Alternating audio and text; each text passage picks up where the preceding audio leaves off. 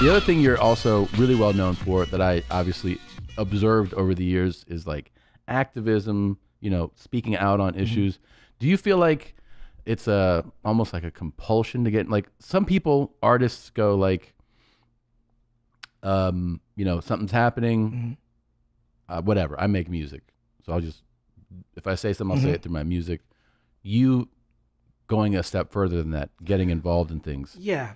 I come from a Black cultural nationalist background.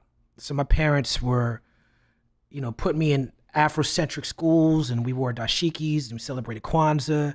You know, we studied Malcolm X and went to, you know, Black art exhibits and all this type of stuff. And they named me Talib Kweli. They named my brother Jamal Kwame. So that's my foundation. And my parents were active in like anti-apartheid movements. My mother was active in like voter rights campaigns and stuff like that. And both my parents are professors.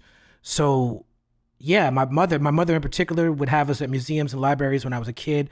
And hip hop, when I was in junior high school, veered into that territory. It was all about, it's a Black thing, you want to understand, and Malcolm X, and X-Clan, and Poor Righteous Teachers. And I remember, because we're a similar age, the era of like I would say between like 91 and 94, that in school, like all Black kids would have Malcolm X shit on. Yeah. And also like the African, you know, medallions. Like medallions and stuff. Oh yeah, I had a lot of medallions. Yeah. So when I started making music, it was that type of thing that informed my music. And I gotta say that you can't be the best. Biggie changed this. But before Biggie, you had to be conscious and pro-Black to be the best.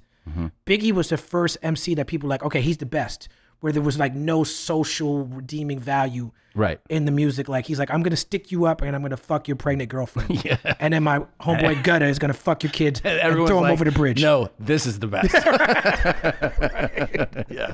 Yeah. But yeah, before Biggie, I mean, even Nas came before Biggie. Nas but was socially doing conscious. street shit, but he was doing socially conscious shit. Jay-Z ushered in the era of the tough guy drug dealer rap, but as he got older, he became more conscious. And I got a new song where I'm like, every single rapper over 40 turns conscious, and I'm like congratulating them for finally getting to where I've always been. Sure. You know what I'm saying? Yeah. But yeah, that whole sort of Black cultural nationalist thing, Like foundation, basically. is my foundation. And I started getting gigs in that world before I became known in like the music business.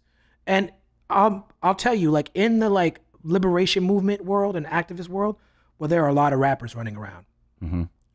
And for the sake of artistic conversation, well, not all of them are good.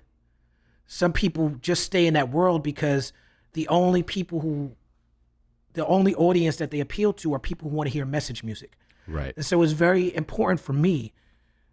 One, the message is paramount. It has to be. I can't do music that that's not true. I do empty, vacuous music. I do decadent music. Not that often. I'm not good at it. I'm not good at it at all.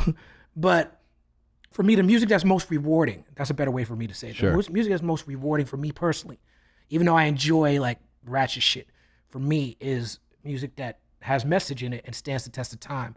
And but MC is master of ceremony. Like, I can never sacrifice the artistic intent and credibility and the need to be dope and the need to be nice. Yeah. And so when I tell people who like me, a lot of times people are like, yo, I like you so much because you're so conscious and you put the message. I'm like, that's cool, but that's not why you like me. Yeah. Because a lot of guys who are a lot smarter than me, a lot more conscious than me, and put the message in music a lot more than I do. Right. But they're not dope. Right. You like me because I'm dope. Yeah. You know what I'm saying?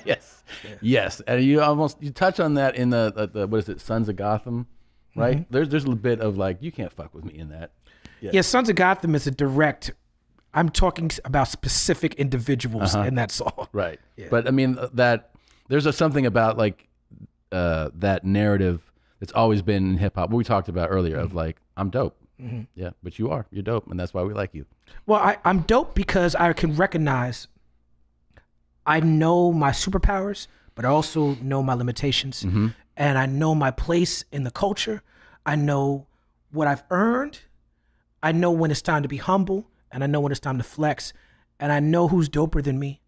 And I probably won't tell you, Yeah. but I do know. Right. You know what I'm saying? That's wisdom, I think. You know, I mean,